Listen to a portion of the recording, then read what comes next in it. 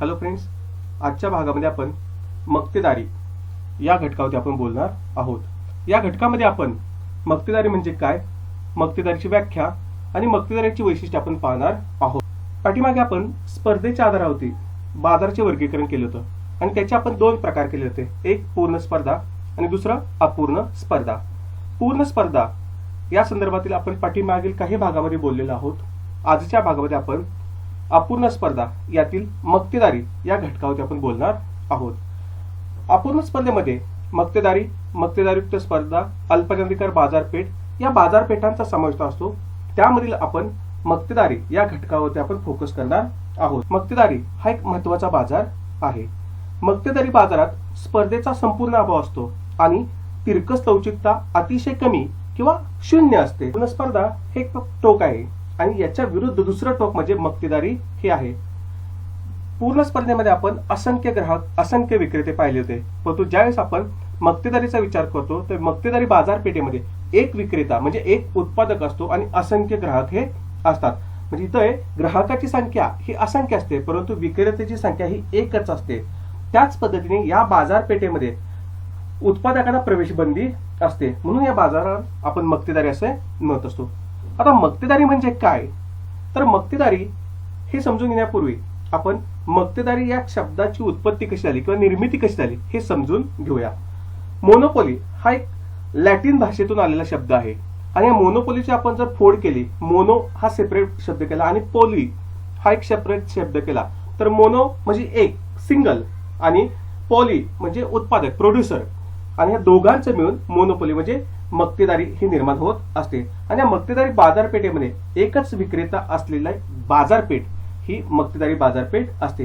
आता आपण इतर बाजारांचा जर विचार केला तर इतर बाजारामध्ये उत्पादकांनी उत्पादन केलेले ज्या वस्तू आहेत त्या प्रत्येक वस्तूला हे पर्याय असतात। जर सर्वसाधारणपणे आपण विचार करायचं म्हटलं, आपण कोणती वस्तू खरेदी करत असेल तर त्या प्रत्येक वस्तूला हा जवळचा एक पर्याय असतो।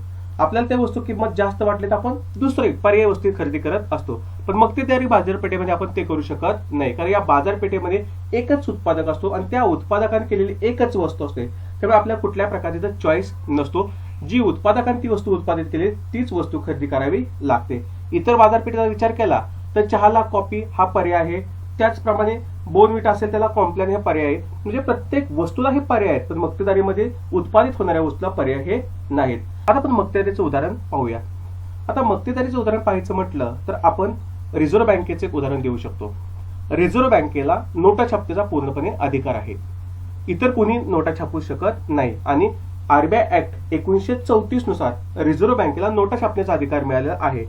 त्यामुळे इथे रिझर्व्ह बँकेची मक्तेदारी असते। हे छान असं मक्तेदारीचं उदाहरण आहे।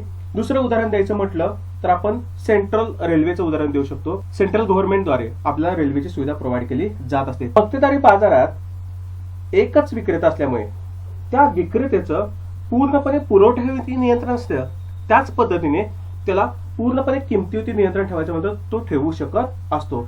त्यामुळे पुरवठ्यावरती नियंत्रण आणि किमतीवरती नियंत्रण म्हणजे एकाच वेळी दोन्ही तो ठेवू शकत नाही, परंतु तो पुरवठ्यावरती नियंत्रण ठेवू शकतो, त्याच पद्धतीने तो किमतीवरती नियंत्रण ठेवू शकत असतो।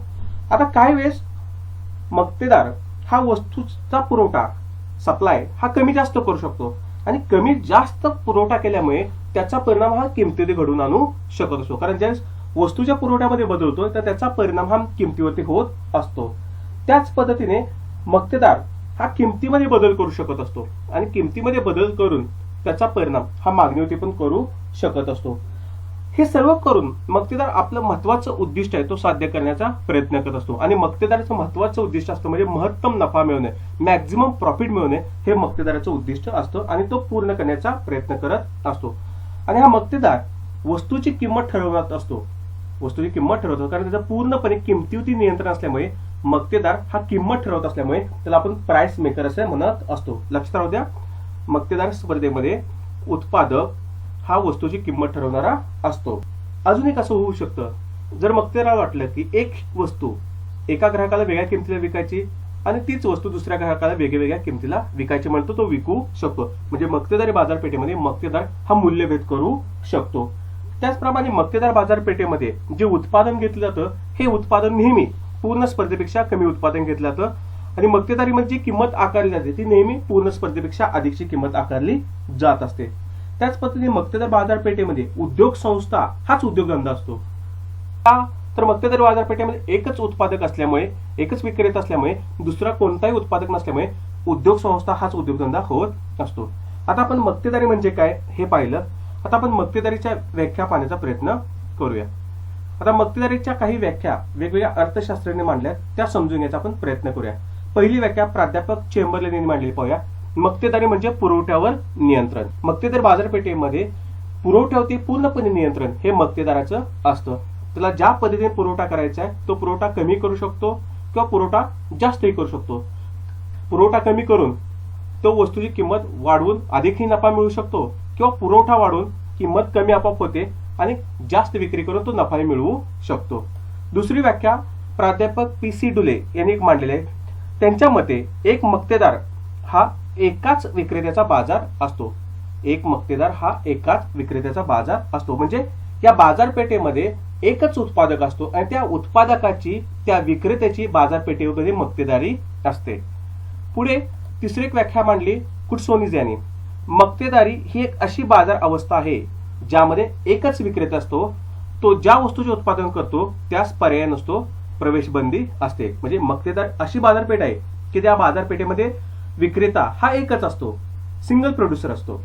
दुसरा कोणताही उत्पादक त्या बाजारपेठेमध्ये अस्तित्वात नसतो आणि तो ज्या वस्तू उत्पादित करतोय त्या वस्तूला कोणत्याही प्रकारचा पर्याय नसतो. एकच उत्पादक असल्यामुळे इथे वस्तूला पर्याय निर्माण होण्याचा प्रश्नच उद्भवत नाही. त्याचबरोबर नवीन उत्पादकाला प्रवेश करण्यास प्रवेश बंदी असते. ही प्रवेश बंदी ही कायदेशीर असू शकते किंवा नैसर्गिकरित्या ही प्रवेश बंदी असू शकते. पुढे चौथी व्याख्या मांडली प्राध्यापक लर्नन यांनी. लर्नन यांच्या मते मक्तेदारी म्हणजे असा विक्रेता की ज्याच्या उत्पादनाचा मागणी वक्र हा खाली येणारा असतो. आता आपण पूर्ण स्पर्धेचा विचार केला तर पूर्ण स्पर्धेमध्ये मागणीचा वक्र हा अक्ष अक्षाला समांतर होता. म्हणजे पूर्णपणे अक्ष अक्षाला तो संपूर्णपणे लवचिक होता. परंतु आपण ज्यावेळेस मक्तेदारीचा विचार करतो त्यावेळेस मक्तेदारीमध्ये मागणीचा वक्र हा डावीकडून उजवीकडे खाली येणारा असतो. तर हा मागणीचा वक्र डावीकडून उजवीकडे खाली का येतोय किंवा खाली येणारा का असतो? तर मक्तेदाराला वाटलं की वस्तूची किंमत कमी करायची आणि वस्तू जास्त विक्री करायच्या आणि जास्तीत जास्त नफा मिळवायचा, हे जर त्याचं ऑब्जेक्टिव्ह असेल किंवा हे त्याचं धोरण असेल तर मक्तेदार जशी वस्तूची किंमत कमी करेल तशी मागणी वाढत जाईल. त्यामुळे हा मागणीचा वक्र जशी किंमत होईल तसा मागणीचा वक्र डावीकडून उजवीकडे खाली येणारा येऊ. पुढील एक व्याख्या मांडली प्राध्यापक फर्ग्युसन यांनी. शुद्ध मक्तेदारी अशा ठिकाणी अस्तित्वात येते. शुद्ध मक्तेदारी अशा ठिकाणी अस्तित्वात येते जिथे बाजारामध्ये फक्त एकच उत्पादक असतो, कोणतीही भयानक स्पर्धा नसते. म्हणजे या बाजारपेठेमध्ये एकच उत्पादक असतो आणि दुसरा कोणताही उत्पादक नसल्यामुळे इथे कुठल्या प्रकारची कट थ्रू कॉम्पिटिशन निर्माण होत नाही, कुठल्या प्रकारची भयानक स्पर्धा निर्माण होत नाही. पुढे एक व्याख्या मॅकनॉल यांनी मांडलेली आहे. प्राध्यापक मॅकनॉल यांच्या मते शुद्ध किंवा संपूर्ण मक्तेदारी अस्तित्वात असते जेव्हा एकच उद्योग संस्था एकाच वस्तूच्या उत्पादनासाठी एकमेव उत्पादक असतो, ज्यासाठी जवळचे पर्याय नसतात. आता या ठिकाणी आपण एक लक्षात ठेवायचं की मक्तेदारी बाजारपेठेमध्ये कोणताही जवळचा पर्याय उपलब्ध नसतो. म्हणजे एकच उत्पादक असल्यामुळे क्लोज सबस्टिट्यूट या बाजारपेठेमध्ये असत नाही. आता आपण चेंबरलेन, डुले, कुटसोनी, लर्नन, फर्ग्युसन आणि मॅकनॉल यांनी मक्तेदारीच्या वेगवेगळ्या व्याख्या मांडलेल्या आपण पाहिल्या. आता आपण मक्तेदारी म्हणजे काय हे मक्तेदारीच्या पुढील काही वैशिष्ट्याच्या आधारे आपण समजून घेण्याचा प्रयत्न करूया. मक्तेदारीची वैशिष्ट्ये, त्यामधलं पहिलं वैशिष्ट्य आहे एकच उत्पादक विक्रेता. मक्तेदारी बाजारपेठेमध्ये उत्पादक हा एकच असतो आणि त्या उत्पादकाकडून वस्तूचं उत्पादन केलं जातं आणि ग्राहकाला त्या वस्तूंचा पुरवठा केला जात असतो. आणि एकच उत्पादक असल्यामुळे त्या उत्पादकाचं पूर्णपणे पुरवठ्यावरती नियंत्रण असतं. आणि उत्पादकाला वाटलं की त्याच्या इच्छेनुसार पुरवठा करायचा म्हटलं तर उत्पादक त्याच्या इच्छेनुसार पुरवठा हा कमी जास्त करू शकतो. आता इच्छेनुसार हा पुरवठा कमी जास्त करतो म्हणजे जर उत्पादकाला अधिकचा नफा मिळवायचा असेल तर उत्पादक वस्तूचा पुरवठा हा मर्यादितपणे करेल आणि पुरवठा मर्यादित केल्यामुळे आणि मागणी जास्त असल्यामुळे वस्तूच्या किमती वाढल्या जातील आणि वस्तूच्या किमती वाढल्या गेल्यामुळे उत्पादकाला जास्त फायदा होऊ शकतो. म्हणूनच रॉबिन्सन यांनी एक व्याख्या केली. रॉबिन्सन म्हणतात एखाद्या वस्तूच्या बाजारात एकमेव विक्रेता असणाऱ्या स्थितीला मक्तेदारी असे म्हणता येईल आणि या मक्तेदारीलाच आपण एकाधिकार असे आपण म्हणत असतो. दुसरं वैशिष्ट्य आहे प्रवेश बंदी. मक्तेदारी बाजारपेठेमध्ये इतर उद्योग संस्थांना त्या उद्योगामध्ये प्रवेश करण्यास बंदी असते. ही बंदी कायद्याने किंवा नैसर्गिकरित्या आणलेली असते. म्हणजे एक प्रकारचं कायद्याने किंवा नैसर्गिकरित्या त्यावरती निर्बंध आणले जात असतात. तर कायद्याने कसे येऊ शकतात, तर आपण उदाहरणार्थ रिझर्व्ह बँकेचं घेऊ शकतो. आता रिझर्व्ह बँकेला नोटा छापण्याचा अधिकार आहे. इतर कोणी दुसरी कुठली संस्था, दुसरी कोणती बँक नोटा छापू शकत नाही. म्हणजे इथं मक्तेदारी ही रिझर्व्ह बँकेची निर्माण झाली. दुसरा कोणताही व्यक्ती, संस्था, बँक ही नोटा इश्यू करू शकत नाही. त्यामुळे नवीन उद्योग संस्थांना जवळपास बंदीच असल्याची स्थिती ह्या मक्तेदारी बाजारपेठेमध्ये असते. तिसरं वैशिष्ट्य आहे उद्योग संस्था हाच उद्योगधंदा. मक्तेदारीमध्ये एकच उत्पादक असतो आणि त्याची एकच उद्योग संस्था असते. दुसरा कोणताही उत्पादक बाजारपेठेमध्ये अस्तित्वात नसतो. त्यामुळे त्या मक्तेदारीची उद्योग संस्था हाच उद्योगधंदा बनत असतो. त्यामुळे उद्योग संस्था आणि उद्योगधंदा यामधला जो फरक आहे तो फरक या ठिकाणी संपुष्टात येत असतो. त्यामुळे उद्योग संस्था हाच उद्योगधंदा हे एक मक्तेदारीचं वैशिष्ट्य आहे.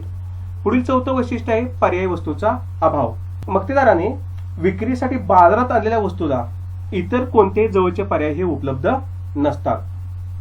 कारण मक्तेदार हा एकच उत्पादक असल्यामुळे जवळचा पर्याय त्या ठिकाणी उपलब्ध नसतो. म्हणजे दुसरा कुठलाही पर्याय उपलब्ध होण्याची शक्यता या बाजारपेठेमध्ये नसते. त्यामुळे जॉयल्डीन हे असे म्हणतात की मक्तेदारी स्वरूपाचे उत्पादन हे चिरकाल भिन्नत्व अथवा खास वैशिष्ट्य राहणारे उत्पादन होय. आणि खास वैशिष्ट्य हे कित्येक वर्षही राहू शकते. कारण या बाजारपेठेमध्ये फक्त एकच उत्पादक असतो. त्यामुळे जवळचा पर्यायाला उपलब्ध होत नाही. पुढे पाचवा मुद्दा आहे छेदक लवचिकता शून्य. आता आपण छेदक लवचिकता म्हणजे काय थोडं समजून घ्यायचा प्रयत्न करूया. छेदक लवचिकतेची संकल्पना प्राध्यापक मूर यांनी मांडली. छेदक लवचिकता म्हणजे एखाद्या वस्तूच्या किमतीमध्ये बदल झाला तर त्याचा परिणाम दुसऱ्या वस्तूच्या मागणीवरती होत असेल तर त्याला आपण छेदक लवचिकता असं म्हणत असतो. उदाहरणार्थ साखरेची किंमत वाढली तर गुळाची मागणी वाढत असेल. साखरेची किंमत वाढली तर त्याचा परिणाम गुळाची मागणीवरती होत असेल, गुळाची मागणी वाढत असेल तर याला आपण छेदक लवचिकता असं म्हणत असतो. म्हणजे छेदक लवचिकता मोजायची असेल तर आपल्याला दोन वस्तूंची गरज असते. पण मक्तेदारी बाजारपेठेमध्ये उत्पादित होणारी वस्तू ही एकच असते. त्यामुळे इथं जवळचा पर्याय नाही.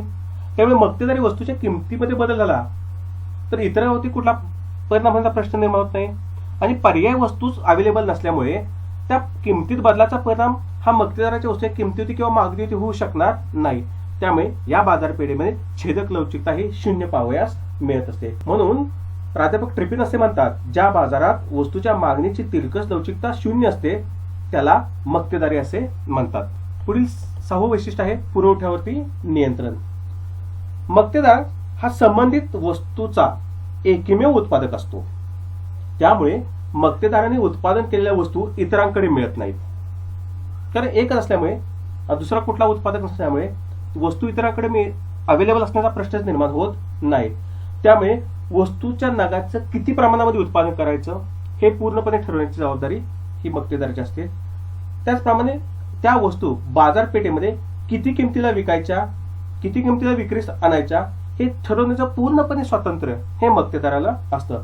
त्यामुळे मक्तेदार पुरवठ्यावरती पूर्णपणे नियंत्रण ठेवतो आणि पुरवठा त्याला हवा आहे त्याप्रमाणे तो पुरवठा वाढवू शकतो आणि पुरवठा कमी करू शकतो. त्यामुळे बाजारातील पुरवठ्यावरती या ठिकाणी मक्तेदाराचं पूर्णपणे नियंत्रण असतं. पुढील सातवं वैशिष्ट्य आहे किमतीवरती नियंत्रण. मक्तेदार हा त्या वस्तूच्या बाजारातील एकमेव विक्रेता असतो. त्यामुळे तो आपल्या वस्तूची किती किमतीला विक्री करायची किंवा ती वस्तू किती किमतीला विकायची हे ठरवण्याचं त्याला पूर्णपणे स्वातंत्र्य असतं. म्हणूनच आपण मक्तेदाराला किंमत करता असं म्हणत असतो, कारण तो स्वतः किंमत ठरवत असतो. पुढील आठवं वैशिष्ट्य आहे जास्तीत जास्त नफा. मक्तेदाराचं एक महत्वाचं वैशिष्ट्य आहे जास्तीत जास्त नफा मिळवणे. मक्तेदाराला बाजारात अन्य स्पर्धक हे नसल्यामुळे आणि वस्तूच्या पुरवठ्यावरती पूर्णपणे नियंत्रण हे मक्तेदाराचं असल्यामुळे, किमतीवरती नियंत्रण हे मक्तेदाराचं असल्यामुळे मक्तेदार जास्तीत जास्त नफा मिळवण्याचं उद्दिष्ट डोळ्यासमोर ठेवून तो नफा मिळवण्याचा प्रयत्न करत असतो वस्तूच्या विक्री करण्याचा प्रयत्न करत असतो. आता हे करत असताना जास्तीत जास्त नफा कसा मिळेल या अनुषंगाने तो 2 पॉलिसी राबवू शकतो. एक प्राइस पॉलिसी किंवा प्रोडक्शन पॉलिसी. प्राइस पॉलिसी म्हणजे वस्तूच्या किमती हा कमी जास्त तो करू शकतो. किंमत वाढवून विकू शकतो आणि जास्त किंमत आकारून तो जास्तीत जास्त नफा मिळवू शकतो. आणि दुसरं प्रोडक्शनच्या बाबतीमध्ये विचार केला तर जास्त उत्पादन करायचं आणि त्या वस्तूला जास्त पुरवठा करायचा आणि जास्त पुरवठा करून ती वस्तू कमीत कमी किमतीला विकायची आणि जास्तीत जास्त नफा मिळवायचा. किंवा पुरवठा मर्यादित ठेवायचा, वस्तूची किंमत जास्त ठेवायची आणि जास्तीत जास्त नफा मिळवण्याचा तो प्रयत्न करत असतो. पण एक आहे तो एक तर किमतीवरती नियंत्रण ठेवून किंवा दुसरा पुरवठ्यावरती नियंत्रण ठेवून ह्या दोन्हीपैकी कोणता तरी एक पर्याय वापरून तो जास्तीत जास्त नफा मिळवण्याचा प्रयत्न करत असतो. पुढील 9वं वैशिष्ट्य आहे मूल्यभेद, प्राइस डिस्क्रिमिनेशन. मक्तेदार बाजारपेठेचं एक महत्वाचं वैशिष्ट्य आहे ते म्हणजे मूल्यभेद. आता मूल्यभेद म्हणजे काय तर एक वस्तू जी उत्पादकाकडून उत्पादित केली असो ती वस्तू वेगवेगळ्या ग्राहकाला जर वेगवेगळ्या किमतीला विकली जात असेल तर त्याला आपण म्हणतो मूल्यभेद. मक्तेदार त्यांनी उत्पादित केलेली वस्तू ही वेगवेगळ्या ग्राहकाला तो वेगवेगळ्या किमतीला विकू शकतो. काही ग्राहकाला तो जास्त किमतीला विकेल, काही ग्राहकाला तो कमी किमतीला विकेल किंवा काही बाजारपेठेमध्ये ती वस्तू जास्त किमतीला विकेल, काही बाजारपेठेमध्ये ती वस्तू कमी किमतीला विकेल किंवा तो डोमेस्टिक मार्केटमध्ये तो वस्तू जास्त किमतीला विकेल आणि आंतरराष्ट्रीय बाजारामध्ये इंटरनॅशनल मार्केटमध्ये ती वस्तू कमी किमतीला विकू शकतो. म्हणजे मक्तेदार हा मूल्यभेद करत असतो. त्यामुळे मूल्यभेद हे मक्तेदारीचे एक वेदछेदक लक्षण आहे. पुढील 10वं वैशिष्ट्य आहे जाहिरात खर्चाचा अभाव. आता मक्तेदार हा बाजारातील वस्तूचा एकमेव उत्पादक असतो आणि जाहिरात कधी करावी लागते तर जर बाजारपेठेमध्ये असंख्य वस्तू एकमेकाला पर्याय असतील तर त्यावेळी जाहिरात करण्याची गरज भासते. म्हणजे माझी वस्तू इतरांपेक्षा चांगली आहे, म्हणजे प्रत्येक उत्पादक म्हणेल माझी वस्तू इतरांपेक्षा चांगली आहे, माझ्या वस्तूची किंमत कमी आहे, माझ्या वस्तूची क्वालिटी चांगली आहे, माझ्या वस्तूचा दर्जा चांगला आहे, माझी वस्तू श्रेष्ठ प्रतीची आहे, माझी वस्तू अधिक उपयोगी आहे, माझी वस्तू अधिक गुणकारी आहे. म्हणजे वेगवेगळ्या क्वालिटीज दाखवण्याचा प्रयत्न हा उत्पादकाकडून केला जाईल. तो जाहिरात करेल की माझी वस्तू इतरांपेक्षा कशी वेगळी आहे. परंतु या बाजारपेठेमध्ये पर्यायी वस्तूच अवेलेबल नाहीत, इतर उत्पादकच अवेलेबल नाहीत. त्यामुळे एकच उत्पादक असल्यामुळे या बाजारपेठेमध्ये जाहिरात करण्याची आवश्यकता भासत नाही. कारण जी वस्तू मिळते ते त्या उत्पादकाकडे मिळते हे ग्राहकाला माहित असतं, ती ठराविक किमतीला मिळते, त्याची क्वालिटी वगैरे सगळं त्या ग्राहकाला माहित असतं. त्यामुळे इथं मक्तेदाराला कोणत्याही प्रकारचा जाहिरात करावा लागत नाही. इथे जाहिरात खर्चाचा अभाव असतो. मक्तेदारीमध्ये जाहिरात खर्च 0 असतो. त्या जाहिरात खर्च 0 असल्यामुळे मक्तेदाराला अधिक नफा मिळत असतो. पुढील 11 वैशिष्ट्य आहे ऋणात्मक उताराचा मागणी वक्र. हे एक मक्तेदारी स्पर्धेचं महत्वाचं वैशिष्ट्य आहे, ऋणात्मक उताराचा मागणी वक्र. प्राध्यापक लर्नर असे म्हणतात ज्यांच्या उत्पादनाचा मागणी वक्र ऋणात्मक उताराचा असतो असा उत्पादक विक्रेता म्हणजे मक्तेदार होय. आता मक्तेदार बाजारपेठेमध्ये ऋणात्मक उताराचा मागणी वक्र असतो आणि पूर्ण स्पर्धेमध्ये मागणीचा वक्र हा अक्षाक्षाला समांतर असतो. कारण अक्षाक्षाला तो समांतर का असतो तर पूर्ण स्पर्धेमध्ये एकच किंमत असते जी मागणी आणि पुरवठ्यानुसार ठरलेली असते. पण मक्तेदार बाजारपेठेमध्ये वस्तूच्या किमतीमध्ये मक्तेदार हा बदल करू शकतो. जर मक्तेदाराला वाटलं की वस्तूची किंमत कमी करायची म्हटलं तर तो वस्तू कमी करण्याचा प्रयत्न करू शकतो. आणि वस्तूची जर किंमत कमी होत असेल तर तो वक्र ऋणात्मक उताराचा होऊ शकतो. तो पूर्ण स्पर्धेतील मागणीच्या वक्रासारखा असत नाही. पुढील 12 वैशिष्ट्य आहे सीमांत प्राप्तीपेक्षा सरासरी प्राप्ती जास्त. मक्तेदारी उद्योगात विक्रेता वस्तूची किंमत कमी करून अधिक नग विकण्याचा प्रयत्न करत असतो आणि ज्यावेळेस वस्तूची किंमत कमी करतोय आणि अधिक नग विकण्याचा प्रयत्न करतोय त्यावेळेस ऍव्हरेज रेव्हेन्यू म्हणजे सरासरी प्राप्तीमध्ये घट होत असते. परंतु जसजशी ह्या ऍव्हरेज रेव्हेन्यू मध्ये सरासरी प्राप्तीमध्ये घट होत असते तसे सीमांत प्राप्तीमध्ये घट होत असते. म्हणजे मार्जिनल रेव्हेन्यू मध्ये सुद्धा घट होत असते. परंतु जसजशी वस्तूची किंमत कमी होते तसतशी सरासरी प्राप्तीपेक्षा सीमांत प्राप्ती, लक्षात राहू द्या, सरासरी प्राप्तीपेक्षा सीमांत प्राप्ती ह्याचा घटण्याचा दर हा जास्त असतो. त्यामुळे नेहमी सीमांत प्राप्तीपेक्षा सरासरी प्राप्ती ही जास्त असते. जेवढी किंमत जास्त कमी होत जाईल, जेवढी किंमत कमी कमी होत जाईल तेवढे सीमांत प्राप्ती आणि सरासरी प्राप्ती याच्यामधील अंतर हे वाढत जात असतं. परंतु जसजशी किंमत वाढत जाईल तसतसं सीमांत प्राप्ती आणि सरासरी प्राप्तीचे मधील अंतर हे कमी कमी होत जात असतं. काय लक्षात राहू द्या, सीमान प्राप्तीपेक्षा सरासरी प्राप्तीचा वक्र हा जास्तच असतो. कधीही सरासरी प्राप्तीपेक्षा सीमान प्राप्ती जास्त असत नाही. नेहमी सरासरी प्राप्तीपेक्षा सीमान प्राप्ती कमी. पुढील 13वा मुद्दा आहे उपभोक्त्याचे संतोषाधिक्य अत्यल्प. आता आपण सुरुवातीला उपभोक्त्याचे संतोषाधिक्य म्हणजे काय हे समजून घेण्याचा प्रयत्न करूया. उपभोक्त्याचे संतोषाधिक्य म्हणजे एखाद्या व्यक्तीला एखादी वस्तू हातची जाऊ नये म्हणून तो अधिकची किंमत द्यावयास तयार होतो, परंतु प्रत्यक्षात त्याला ती वस्तू कमी किमतीत जर मिळत असेल तर तो देण्यास तयार असलेली किंमत आणि प्रत्यक्ष देत असलेली किंमत ह्या दोन्ही मधला जो फरक असतो तो उपभोक्त्याला मिळणारं संतोषाधिक्य असतं. आता हे उपभोक्त्याचं संतोषाधिक्य आपण पाहिलं, परंतु मक्तेदारी बाजारपेठेमध्ये हे उपभोक्त्याचं संतोषाधिक्य हे अत्यल्प असतं, कमी असतं. तर हे उपभोक्त्याला संतोषाधिक्य कमी का मिळतं? कारण मक्तेदारी बाजारपेठेमध्ये मक्तेदार हा जास्तीत जास्त किंमत आकारत असतो आणि जेवढी वस्तूची किंमत जास्त असेल तेवढा उपभोक्त्याला मिळणारं लाभाधिक्य कमी कमी होत जात असतं. तर किंमत आणि उपभोक्त्याचं लाभाधिक्य याच्यामध्ये व्यस्त स्वरूपात संबंध असतो. जसजशी किंमत वाढत जाईल तस तसं लाभाधिक्य कमी कमी होत जात असतं आणि जेवढी किंमत कमी कमी होत जाईल तेवढं लाभाधिक्य वाढत जात असतं.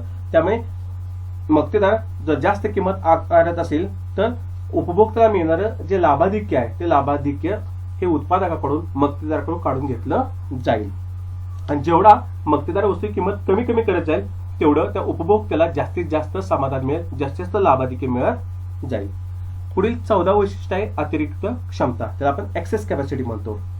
मक्तेदार हा नेहमी जास्तीत जास्त नफा मिळवण्याचं उद्दिष्ट ठेवत असतो आणि त्यानुसार तो उत्पादन घेत असतो आणि नेहमी मक्तेदार जेवढं उत्पादन पूर्ण स्पर्धेमध्ये घेतलं जातं तेवढं उत्पादन हे मक्तेदारीमध्ये घेतलं जात नाही.